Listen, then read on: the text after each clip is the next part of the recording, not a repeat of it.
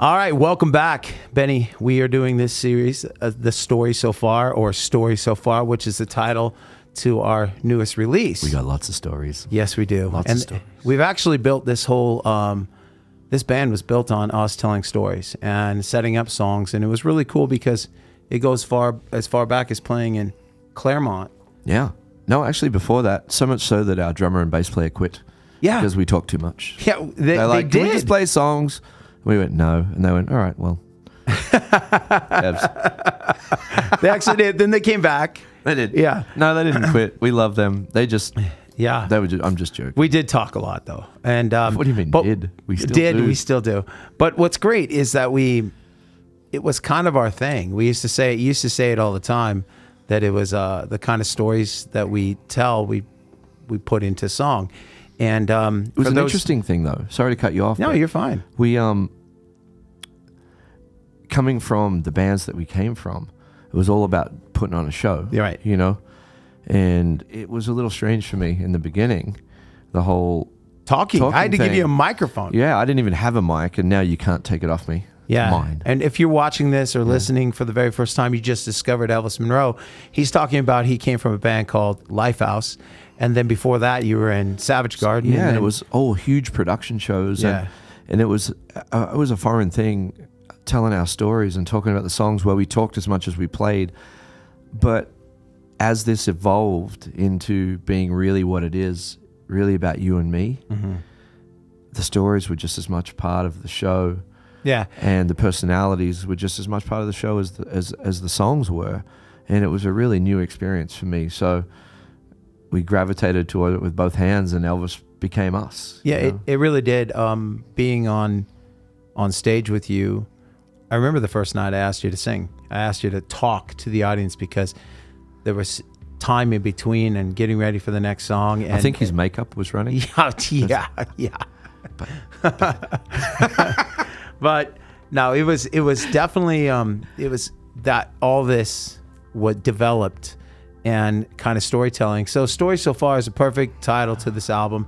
For those of you out there, it's 22 songs. It's Actually, 22 stories. exactly. And it's a body of work so far, but we are currently mixing the newest album, which will follow this one. It's got songs on it that you've probably seen us play live. And The new whatnot. one's got no stories at all. It's just nursery rhymes. Exactly. Just to let the cat No out of music. the bag. going off there? No music, just nursery rhymes. Yeah, my phone's going off in here. Yeah. It's the new nursery rhyme alert. Exactly.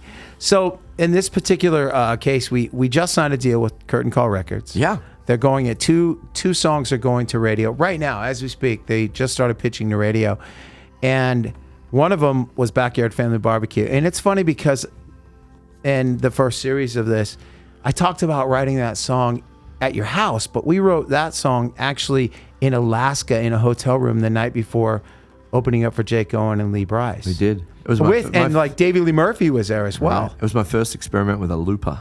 Right. Like I found a looper on I think it was like Craigslist at that point, and I never played with one before. I remember setting it up in the music cafe at the Lofts trying to practice. and right. just trying to learn how to turn it on, and came up with that vibe. And then we played it the next day in front of 3,000 plus people, which is like, it's not unlike us because that developed in Claremont where we would try out a brand new song. So the night before we actually wrote the song and then looked at each other and thought, the crowd is totally into this. This is going well. Screw it. Let's give it a try. Let's play it. Remember I had that weird drum thing? I was trying to and you were yeah, hilarious. building beats and whatever Yeah. with the looper. I was transitioning to become a DJ. Didn't work. Did not work. The backpack was too heavy. Exactly. Yeah, carrying around a computer and a USB. Yeah. So, Taking Back. Now that's the first thing that song's going to country radio, but this song that we're about to play is going to rock radio, which is really cool. And you actually played on this song, which was awesome. We didn't write this one together, which is like one of the only ones on this record that we didn't do together. But we had just discovered each other. We're friends, and these were the songs that I had presented to you going into this. This was really the start of our creative relationship. It really was. This was probably one of the first songs we ever sat down and played together. For those of you that don't know, Bryan only knows 4 chords on the guitar. Yep. And B minor, he's managed D. B minor, D. Was it A? A minor? No, just A. A. You don't know A minor. That's I way don't. out of your league. Yeah, that is. And yeah. G major. Yeah, so those are the chords I write songs to. Yeah. And it was kind of funny. It was a little joke between us about the keys of songs. Right. To get so many cool songs from the same progression. Similar progressions. I just did it the other day. So I had to, you did, I saw that. So I had to figure out a way to make it cool, and I had to figure out a way to make it us once we realized this was going to be us, even though this was originally not intended for Elvis Monroe. It really was the start of what Elvis Monroe really is. Right. And that is you and I, the way I play the guitar, the way you sing, the way I arrange stuff, and also a third person that's not here, Matty Nelson. Matt Nelson, right. The way Matthew Nelson sings and constructs the background vocals with you really created the sound that began Elvis Monroe with Jay Ruston. Right. You know, they were the key ingredients. Jay Ruston is a producer. He's produced some of the biggest bands right now, which is insane, including Steel Panther. He I think recorded, the only big one, actually the only not big one that he's done is Us. Yeah. Right. Yeah. We're trying to fix that. We're trying to fix that one right now. We're trying, Jay. We're trying. What you might not know the history on this song. This song's called Call Out. And this goes back to, I was waiting tables in Toluca Lake, remember Prosecco restaurant? Yeah. And there was a young lady next door like 2 doors down, she worked at Trader Joe's. And I would walk in 3-4 days a week, buy a protein bar, get an orange juice, and get ready to go to work. And she was a heavier girl, big brown curly hair, and but she was just so sweet. And I would find my way to her all the time. And I say heavier only because she would point that out. She would point out, this, make fun of herself. And I'm like, stop it, and we were friends. But I would go in and I would hug her, give her a hug. That's how I started my day. And her name was Gloria. And one day I go in and I ask for her. I'm like, where's Gloria? Is she off today? And they were like, no, she's in the hospital. And I'm like, what? And she found that she had a brain tumor. And she was in her early 20s, like maybe 21, 22 years old, I think. And so she goes to the hospital and she fights this, and she has chemo and all this stuff, and she gets through it. And then I remember her on a cane waddling down an aisle to one of my shows. And I was like, oh my gosh, there she is. But she has no hair, and it's little curly red hair that was coming out. So a couple years had gone by, and she was totally good. And same thing. She beat it. She beat it. Same routine though. So I would go in and talk to her and give her a hug. And again, the same thing happened, but this time they had a note from me to call her mom. And I'm like, okay. And I call her mom, and they tell me that she's in the hospital. And this time it came back like popcorn in her brain. Oh. And I said, can I come see her? And they said, they were like, yes, you can. And I sat by her bed 8 days in a row. And I realized that outside of her family, her mom and dad, who had to work and they had their lives, they're trying to, they know they're going to have all these bills and stuff. I'm like, I got it. And I stayed by her side. And then they would come in late at night and stay with her at night. But I would sit with her in the daytime before I had to go to work. And I gave her my medicine bag. Yeah. And I remember doing this. And I put the medicine bag on her bed. And I would just sit and talk to her, whatnot. And again, I didn't know much about her. To be honest, I can't remember her last name, right? But I know Gloria. This is what I remember. Stefan. Right? Yeah, exactly. Huh? Not really. But she was a sweetheart. So then on day 9, her mom calls me and said, hey, we can't, she doesn't want you there anymore.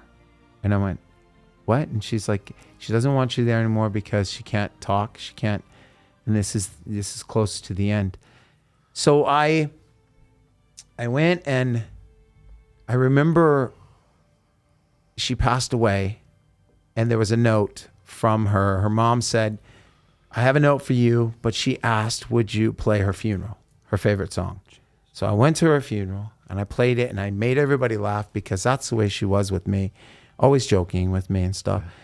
And I leave the funeral, and I read this letter, and it's this letter says, thank you for making this girl feel like she didn't go unnoticed. She called herself a wallflower, and that she didn't have a boyfriend. She never had a boyfriend.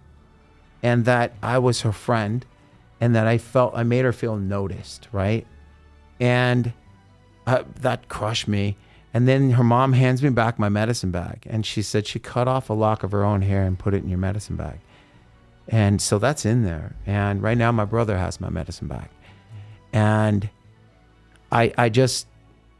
it stuck with me. So that day I went home and I started writing this song with a good friend of mine, Daniel Batista, who was in my former band at the time, who she asked us to get together and play that her favorite song from my former band, Asa Cruz. And so we sat and started this. And then that night I took it to Chris Latham and was like, I got this song, we got to finish it.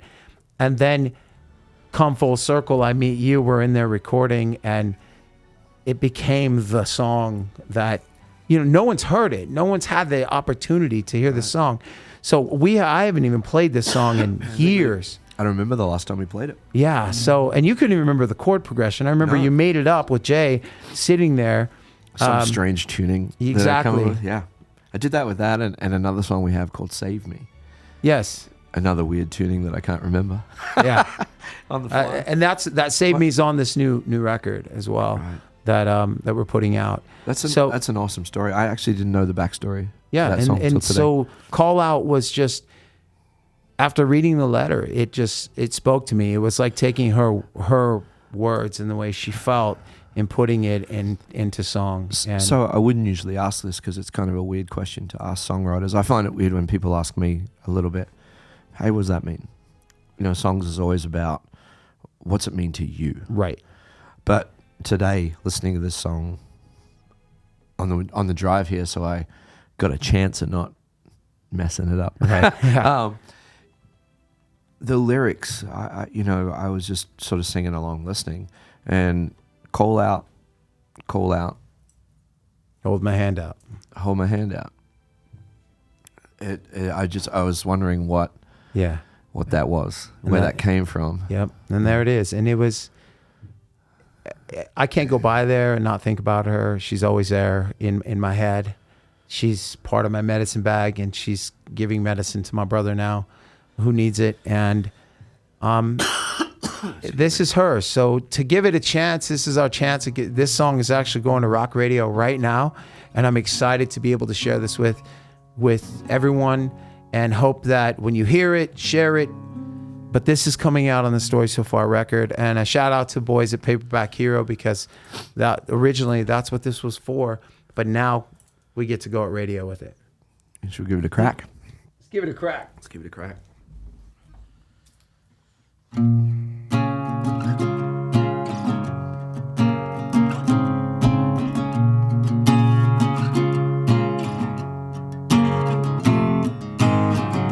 Do you see me? Can you taste me in the air you breathe? Exit the doorway, you don't know me. Invisible to you, that's me. I speak those words you don't hear. Would you notice me? Come out, fall down. Come out, hold my hand out.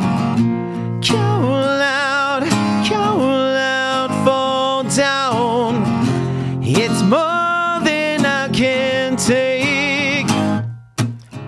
An open book, you never read me.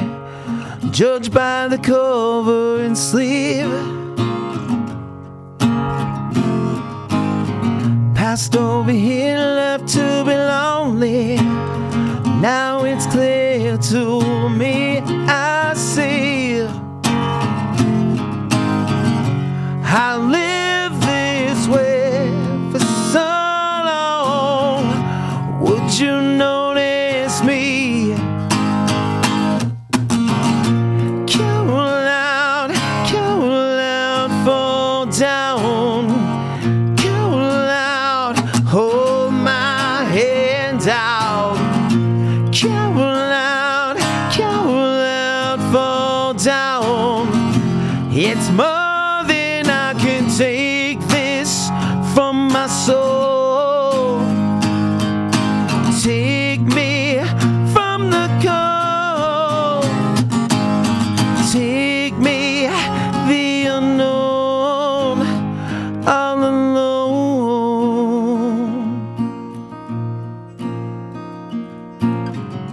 Do you see me? Can you taste me in the air you breathe?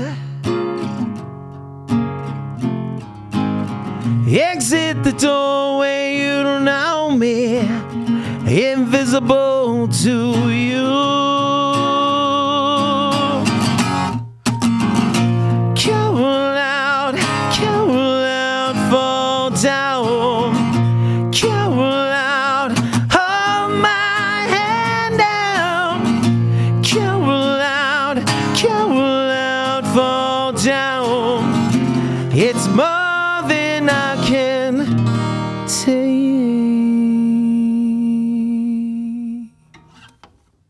There we go. Rock Rage Radio, Curtain Call Records, shout out, call out. Thank you so much. Story so far with my boy Benny. I love you, dude. Love you too, man.